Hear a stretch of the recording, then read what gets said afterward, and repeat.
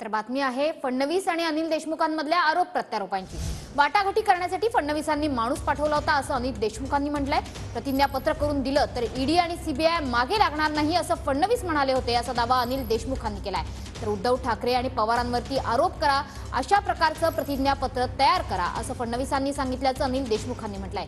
तर योग्य वेळी मी सत्य बाहेर काढेन, अनिल देशमुखांना सनसनी पसरवायची आहे। अनिल देशमुखांच्या आरोपांवर या शब्दात देवेंद्र फडणवीसांनी उत्तर दिलंय।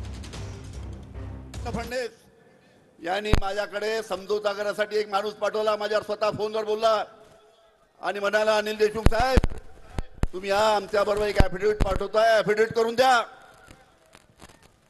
आणि ॲफिडेव्हिट करून जर दिला, तुमच्यावर ईडी नाही सीबीआय नाही।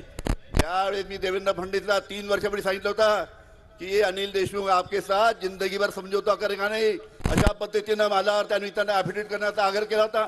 आणि त्या ॲफिडेव्हिट मध्ये काय होतं, त्याच्यामध्ये उद्धवजी ठाकरेवर आरोप करा, पवार साहेबांवर आरोप करा, अजून बाकी लोकांवर आरोप करा, यांना अडचणीचा ना, अशा पद्धतीचं ॲफिडेव्हिट मला करायला लावलं होतं।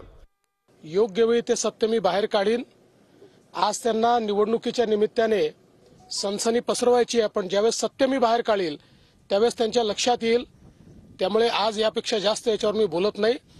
खरं म्हणजे या ठिकाणी जी काही घटना घडलेली आहे त्या घटनेमध्ये तेच सरकारमध्ये होते, त्यांचंच सरकार त्या ठिकाणी होतं, त्यांच्याच काळात सगळा तो बॉम्बचा आणि 100 कोटीचा घोटाळा झाला आणि त्यानंतर त्यांनी मला काय निरोप पाठवले, या सगळ्या गोष्टी माझ्याकडे आहेत। काळजी करू नका, योग्य वेळी बाहेर काढीन।